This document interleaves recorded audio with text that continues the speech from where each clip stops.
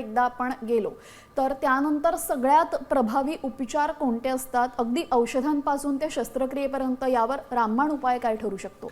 आता mild piles आणि फिशरला जसं मी बोललो की मेडिकल मॅनेजमेंट असतो, बट सिव्हिअर केसेस असतात, पेशंट कन्झर्वेटिव्ह मॅनेजमेंटनी बरं नाही होतोय किंवा त्याला फिस्चुला वगैरे झालं आहे, तर आता नवीन मेथड झाले ज्यामध्ये मिनिमल इन्व्हेसिव्ह सर्जरी आणि लेझर सर्जरीचा आता आपल्याला रेग्युलरली आपण यूज करतात.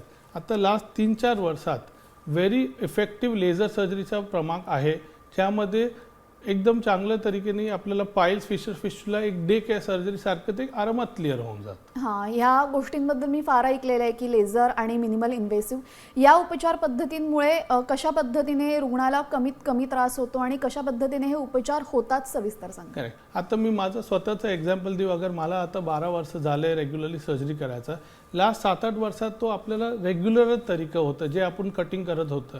त्यामध्ये भरपूर वेळा काय होतं की पेशंटचे जे वेदना आहे ते 4 दिवस 5 दिवस 8 दिवस चालत होते, रिकव्हरी हिलिंग टाईमला टाईम लागत होते.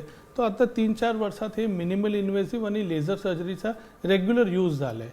यामध्ये मोस्ट इम्पॉर्टंट ॲडव्हान्टेज जे पहिला आपल्याला नव्हते, एक डे केअर सर्जरी सारखं सकाळी आपण पेशंटला ऑपरेशन केलं ते संध्याकाळी घरी गेलं, पेनचा जे प्रमाण आहे ते कमी असतो, रिकव्हरी फास्ट असतो, तिकडे जे जखम आहे ते एकदम छोटा असतो आणि त्याचं पण रिकव्हरी होतो लवकर. आणि अदर इम्पॉर्टंट थिंग जे आपला आता सेक्टरचा सगळं आहे की सुट्टी पेशंटला कमी भेटत आहे, तो 2 या 3 दिवसात पेशंट परत आपल्याला कामावर पण जाऊन जॉईन करू शकतो. नक्कीच, म्हणजे त्रास कितीही मोठा असला तरी पण खूप कमी वेळेमध्ये कमी त्रासामध्ये पेशंट्स लवकरात लवकर रिकवर होतात.